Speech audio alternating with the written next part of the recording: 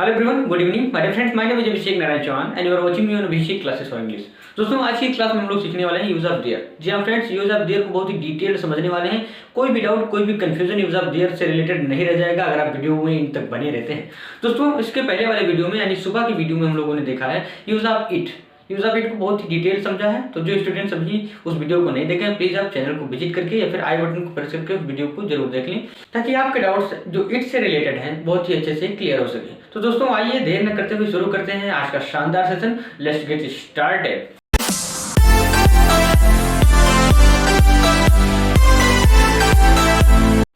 दोस्तों, जैसा कि आप लोग जानते हैं कि देयर का प्रयोग हम सब्जेक्ट के रूप में करते हैं। सब्जेक्ट हमारे एक दो प्रकार के होते हैं भैया। एक होता है हमारे, जैसे यहाँ पर देखिए सब्जेक्ट, ये होता है दो प्रकार का हमारा। एक होता है रियल सब्जेक्ट, दूसरा होता है फॉल्स सब्जेक्ट। अब आप समझ रहे होंगे रियल सब्जेक्ट क्या है, फॉल्स सब्जेक्ट क्या है। भैया रियल सब्जेक्ट में जैसे यहाँ पर आप देख सकते हैं लता इज गुड, ठीक, लता अच्छी है। तो यहाँ पर जो आपका सब्जेक्ट है क्या है, लता है। तो जो लता है, लता सिंगुलर है इसलिए इसके साथ इज लगा, यानी ये हमारा रियल सब्जेक्ट है। लेकिन ये जो फॉल्स सब्जेक्ट हम बता रहे हैं, देयर का प्रयोग जब फॉल्स सब्जेक्ट करते हैं किस प्रकार, जैसे यहाँ पर देखिए देयर का प्रयोग आप दो तरीकों से कर सकते हैं। पहला हो सकता है देयर इज बॉय, ठीक। तो यहाँ पर बॉय है इसीलिए इसके साथ इज लगाया। लेकिन यहाँ पर दूसरा सब्जेक्ट हमारा हो सकता है यूज देयर आर बॉयज, यानी बॉयज हुआ तो हमने यहाँ पर आर का प्रयोग किया, और यहाँ पर बॉय सिंगुलर है इसलिए हमने यहाँ पर इज का प्रयोग किया, यानी देयर इज अ बॉय, ठीक है। लेकिन इससे ये कॉन्सेप्ट निकल कर आता है भैया कि देयर से कोई लेना देना नहीं है, यानी जो सब्जेक्ट के अकॉर्डिंग हम यहाँ पर इज एमआर वर्ब का प्रयोग करते हैं ना, हेल्पिंग वर्ब सब्जेक्ट के अकॉर्डिंग लगाते हैं। अगर हमारा सब्जेक्ट सिंगुलर होता है तो हम हेल्पिंग वर्ब सिंगुलर लगाते हैं, प्लूरल होता है तो प्लूरल लगाते हैं। लेकिन ये रियल सब्जेक्ट में ऐसा होता है, और क्योंकि हमारा जो देयर है ये एक फॉल्स सब्जेक्ट है हमारे फ्रेंड्स, इसीलिए देयर के बाद जो हेल्पिंग वर्ब आता है वो देयर पर नहीं डिपेंड करता कि आपके देयर के साथ क्या लगेगा, वो इस पर डिपेंड करता है कि देयर के बाद आने वाले जो वर्ड्स हैं वो क्या है। तो देयर के बाद जो वर्ड्स लगे रहते हैं भैया, ये अगर सिंगुलर है तो इसके साथ ये मैटर करता है, क्लियर। यानी देयर के साथ हम क्या लगाते हैं ये डिपेंड नहीं करता है। देयर के बाद जो सेंटेंसेस यानी जो वर्ड्स आते हैं वो सिंगुलर हैं या फिर प्लूरल हैं, ये डिपेंड करता है कि देयर के बाद कौन सी हेल्पिंग वर्ब लगेगी, सिंगुलर या प्लूरल, ठीक। अब आइए हम लोग समझते हैं यूज ऑफ देयर को बहुत ही डिटेल्ड। But friends, use of there को हम 3 से 4 यूजेस में बहुत ही डिटेल समझेंगे। पहला रूल है हमारा, पहले हम रूल को नहीं सेंटेंस को समझाकर फिर आपको रूल बताएंगे। यहाँ पर देखिए अगले सप्ताह एक सभा है, ठीक है। There is a meeting next week, ठीक है। अब यहाँ पर आप देख सकते हैं इस सेंटेंस में अगले सप्ताह एक सभा है। मैं आपसे पूछता हूँ इसमें सब्जेक्ट कौन सा है, कौन करेगा कुछ सभा के बारे में कुछ मालूम चल रहा है, कुछ नहीं, सब्जेक्ट इसमें पता नहीं लग पा रहा है कि सब्जेक्ट कौन सा है, ठीक है। तो जब सेंटेंस से ये ना पता चल रहा हो कि सब्जेक्ट क्या है, देखिए दूसरा सेंटेंस, वहां शांति रहेगी, तो क्या रहेगी भैया, शांति रहेगी, और कुछ पता चल रहा है उसके बारे में, यानी क्लियर नहीं हो पा रहा है कि सब्जेक्ट कौन सा है। तीसरे सेंटेंस में भी यही है कि भारत के सुदूर भागों में गरीबी तथा अशिक्षा है, इसमें भी सब्जेक्ट नहीं पता चल पा रहा है। तो ऐसी परिस्थितियों में हम देयर का प्रयोग करते हैं, यानी जो हमारा नंबर फर्स्ट हो जाता है वो होता है कि देयर एक इंट्रोडक्टिव सब्जेक्ट होता है, ठीक। पहली बात तो ये समझ लीजिए एक इंट्रोडक्टिव सब्जेक्ट होता है, और इसका प्रयोग हम तब करते हैं, इसका प्रयोग तब किया जाता है जब सब्जेक्ट का अभाव होता है, क्लियर। यानी पता नहीं चल पा रहा होता है कि हमारा सब्जेक्ट कौन सा है, ठीक है। जैसे अगर मैं कहूं यहां पर एक राजा है, ठीक है। तो एक राजा है, इसे आप सिंपली इस प्रकार ट्रांसलेट भी कर सकते हैं, जैसे एक माने ये होता है, किंग माने राजा, और इज माने है। तो क्या ये ट्रांसलेशन हो गया माय डियर फ्रेंड्स, ये आपका गलत हो गया, इस प्रकार ट्रांसलेशन नहीं होता है। जैसे दूसरा एग्जांपल देखते हैं, दो लड़के हैं, तो क्या आपका सेंटेंस सही हो जाएगा इस प्रकार ट्रांसलेट करने पर। जैसे देखिए दो का मीनिंग हो गया टू बॉयज आर, तो क्या आपका इंग्लिश सही हो गया आपका ट्रांसलेशन। तो इसी प्रकार के त्रुटियों को, यानी इसी प्रकार के सेंटेंसेस के अधूरे आधे अधूरे पोर्शन को सही से सुव्यवस्थित करने के लिए हम देयर का प्रयोग करते हैं, ठीक है। यानी इसी सेंटेंस में हम देयर को कॉम्प्लीमेंट के रूप में प्रयोग करते हैं, तो हम इसे किस प्रकार ट्रांसलेट करेंगे, एक राजा है यानी देयर, अब इज राजा एक है यानी आ किंग, क्लियर। इसे हम किस प्रकार ट्रांसलेट करेंगे, दो लड़के हैं यानी देयर सबसे आगे लग जाएगा देयर। अब लड़के दो हैं तो ये लड़कों के ऊपर डिपेंड करता है जो उनके हेल्पिंग वर्ब, दो लड़के हैं इसीलिए यहाँ पर प्लूरल हेल्पिंग वर्ब आएगा यानी there are two boys, clear. तो हमारे फ्रेंड्स इससे आप लोगों ने क्या सीखा कि देयर जो है इसके बाद जो हेल्पिंग वर्ब लगता है वो डिपेंड करता है कि देयर के बाद आने वाले वर्ड सिंगुलर है या फिर प्लूरल है, क्लियर। अगर आपको यही पास हो जाता कि एक राजा था तो देयर वाज द किंग हो जाता, क्लियर। यहां पर एक लड़के दो लड़के थे यानी there were two kings, there were two boys, clear. तो मेरे फ्रेंड्स यहां पर देख लीजिए अगले सप्ताह एक सभा है यानी एक मीटिंग है, तो देयर इज हमने लगा दिया यहां पर देयर यानी देयर इज अ मीटिंग, एक सभा है नेक्स्ट वीक अगले सप्ताह, वहां शांति रहेगी यानी देयर विल बी पीस यानी वहां होगी, अब क्या होगी भैया, पीस यानी शांति। अब ये जो वहां लगा इसका मीनिंग यहां पर लिख दिया गया है देयर, ठीक है। तीसरा सेंटेंस हमारा भारत के सुदूर भागों में गरीबी तथा अशिक्षा है, तो इसमें भी सेंटेंस मैंने सब्जेक्ट नहीं क्लियर हो पा रहा था इसलिए हमने यहाँ पर देयर का प्रयोग किया है, ठीक है। अब यहाँ पर देखिए भारत के सुदूर भागों में, तो ये प्रीपोजिशन है हमारा, ध्यान रखिए कि हम सेंटेंस को यानी हिंदी सेंटेंसेस को जो ट्रांसलेट करते हैं तब पीछे से आगे की तरफ चलते हैं, ठीक है। तो यहाँ पर देखिए गरीबी तथा अशिक्षा है यानी देयर इज पुअर्टी यानी गरीबी एंड इलिटरेसी यानी अशिक्षा। अब इज माने है यानी गरीबी और अशिक्षा है, ठीक है। अब इन रिमोट साइड यानी सुदूर भागों में, रिमोट साइड मतलब सुदूर भागों में ऑफ इंडिया यानी भारत के, यानी भारत के सुदूर भागों में गरीबी तथा अशिक्षा है, ठीक है दोस्तों। अब आइए हम लोग देखते हैं यूज ऑफ देयर के सेकंड रूल को। मेरे फ्रेंड्स इन सेंटेंसेस को आप देख सकते हैं, इस गांव में एक अंधा भिखारी रहता था, ठीक है। तो इसमें क्या डिफरेंस है, एक अंधा भिखारी रहता था और इसमें क्या देखिए अयोध्या में दशरथ नाम के एक राजा राज्य करते थे, तो बस यही डिफरेंस है सेकंड रूल में। सेकंड रूल हमारा क्या है भैया कि जिन वाक्यों में, ठीक है, जिन वाक्यों में रहता था या फिर राज्य करता था ऐसे शब्द लिखे होते हैं उसमें देयर लिव्ड या फिर देयर रूल्ड का प्रयोग करते हैं, यानी जो रहता था है वहां पर देयर लिव्ड लगाएंगे और जो राज्य करता था वहां पर देयर रूल्ड लगाएंगे, क्लियर। आइए करते हैं ट्रांसलेट जिसके जरिए आप अच्छे से समझ पाएंगे। मेरे प्यारे दोस्तों आप लोगों ने देखा कि देयर का प्रयोग हम सबसे शुरुआत में करते हैं एज अ इंट्रोडक्टरी सब्जेक्ट, तो यहाँ पर सबसे पहले देयर लिव्ड और देयर रूल्ड लगाएंगे क्योंकि हम सबसे पहले प्रयोग करेंगे सब्जेक्ट के रूप में इसे।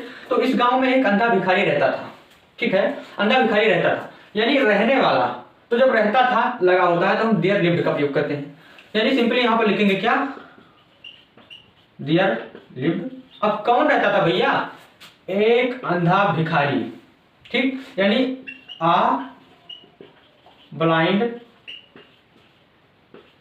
बेगर, आ ब्लाइंड बेगर।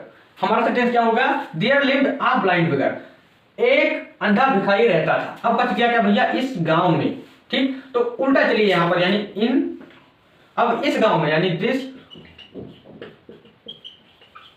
Blaze, clear. दूसरा सेंटेंस हमारा अयोध्या में दशरथ नाम के एक राजा राज्य करते थे, तो जब राज्य करते थे लिखा है तो हम देयर रूल्ड का प्रयोग करेंगे, यानी सिंपली लिखिए सबसे पहले देयर रूल्ड, ठीक, देयर रूल्ड। यानी अब क्या हो गया हमारा, देयर रूल्ड हमने लिखा था ऐसे हमारा हो गया कि राज्य करते थे, इतना हमारा पोर्शन कंप्लीट हो गया। अब बचा एक राजा, ठीक, तो देयर रूल्ड अ किंग, ठीक, हम पीछे से चल रहे हैं भैया, तो हमारा क्या हो गया, एक राजा राज्य करते थे यानी देयर रूल्ड अ किंग। अब क्या नाम हो भैया, दशरथ नाम के अयोध्या में, तो there ruled a king named Dasharath, ठीक, नेम्ड दशरथ। अब कहां राज्य करते थे भैया, अयोध्या में, तो ओवर अयोध्या, ठीक, ठीक। यहां पर आप कंफ्यूज मत होइए, में अयोध्या में लगा हुआ तो इनके लिए आप में का यूज करते हैं, शायद आपके मन में कंफ्यूजन आया होगा, लेकिन वो अयोध्या में राज नहीं करते थे, अयोध्या के पूरे साम्राज्य पर उनका अधिकार था। तो जब किसी चीज पर किसी व्यक्ति का अधिकार होता है तो हम ओवर शब्द का प्रयोग करते हैं में के लिए, ठीक है। तो यहां पर क्या हो गया हमारा, अयोध्या में दशरथ नाम के एक राजा राज्य करते थे यानी there ruled a king named Dasharath over Ayodhya, ठीक है।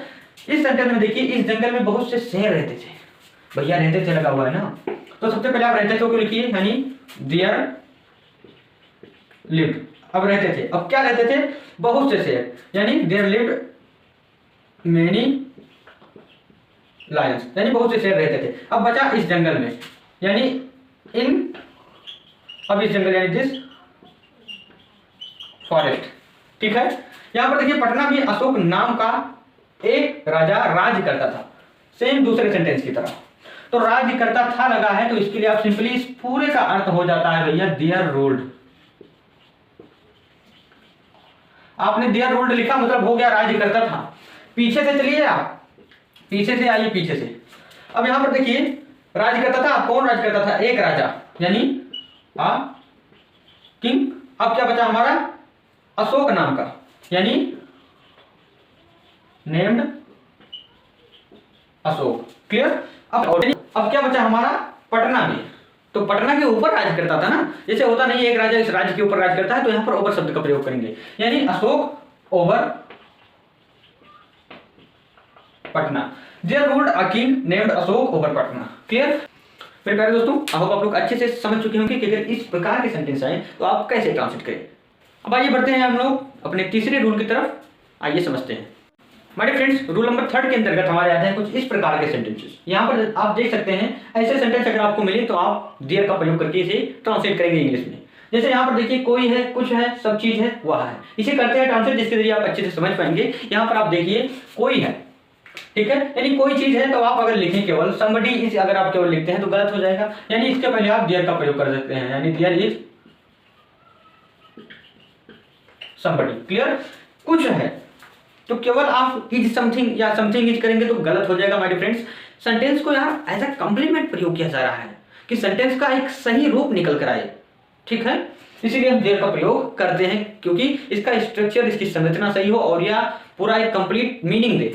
ठीक है दोस्तों, यहाँ पर देखिए कुछ है तो इज समथिंग केवल लिखेंगे तो गलत हो जाएगा, इसी के लिए हम इसके आगे देयर का प्रयोग कर देते हैं, यानी देयर इज समथिंग। क्लियर? सब चीज है, देयर आर ऑल थिंग, ठीक है। ऑल थिंग यहाँ पर प्लूरल है जिसके जरिए हम आर का प्रयोग किया हम लोगों ने। यहाँ पर आप देखिए वह है, अब इसे आप किस प्रकार ट्रांसलेट करेंगे? सेम इसी तरह, there is he. No guys, this is wrong, because हम देयर का प्रयोग कब करते हैं? जब हमें पता नहीं चलता है कि सब्जेक्ट हमारा कौन सा है। लेकिन इसमें तो साफ साफ दिख रहा है कि वह हमारा सब्जेक्ट है। भैया वह है, कौन है? वह, यही हमारा सब्जेक्ट साफ साफ पता चल रहा है। तो जब सब्जेक्ट साफ साफ पता चल रहा हो तो हम देयर का प्रयोग नहीं करेंगे, यानी इसे हम इस प्रकार नहीं ट्रांसलेट करेंगे, हमारा रॉन्ग हो जाएगा। हम इसे ट्रांसलेट कर सकते हैं इस प्रकार, जैसे वह है लिख सकते हैं हम ही इज, या फिर लिख सकते हैं इट इज ही। क्लियर? ये वाला हमारा सही हो जाएगा, ये हमारा रॉन्ग हो जाएगा। ठीक, हमारे फ्रेंड्स, आई होप आप लोग अच्छे से समझ चुके होंगे कि देयर का प्रयोग कब, कहां और कैसे, किसके साथ करते हैं और किस प्रकार के सेंटेंसेस को आप देयर का प्रयोग करके ट्रांसलेट कर सकते हैं। तो दोस्तों, आई होप आपको वीडियो बहुत ही अच्छा लगा होगा।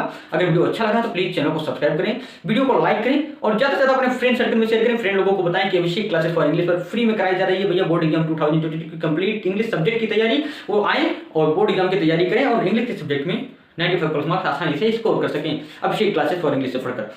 तो मेरे फ्रेंड्स, जो स्टूडेंट्स अभी टॉपर बैच में नहीं जुड़े, भैया स्क्रीन पर दिखे गए नंबर पर अभी कॉल करके तुरंत टॉपर बैच में जुड़ जाएं। और मैं थोड़ा साइड हो जा रहा हूँ, ये लीजिए बोर्ड पर आप लोगों का होमवर्क दिख रहा है। दोस्तों प्लीज इस होमवर्क को ट्रांसलेट जरूर करिए ताकि आप लोग समझ सकें कि आप लोगों ने कितने अच्छे से वीडियो को देखा। यार इस वीडियो को अपने फ्रेंड सर्कल में ज़्यादा से ज़्यादा शेयर करें, ज़्यादा से ज़्यादा अपने फ्रेंड लोगों को बताएं। और इस वीडियो को यार अगर अच्छा लगा तो प्लीज़ एक दिन के लिए अपने स्टेटस पर जरूर रख लें यार, ताकि ये वीडियो उन सभी यूपी बोर्ड स्टूडेंट्स तक पहुँच सके और वो फ्री में, यानी फ्री में क्या कहते हैं भैया, किसी भी तरह अपनी तैयारी कर सकें बोर्ड एग्जाम की इस पैंडेमिक टाइम में। मेरे फ्रेंड्स, यूं ही नहीं मिलती किसी राही को मंजिल, यूं ही नहीं मिलती किसी राही को मंजिल, उसके लिए एक आग सा दिल में जगाना पड़ता है। यूं ही नहीं मिलती किसी राही को मंजिल, उसके लिए एक आग सा दिल में जगाना पड़ता है।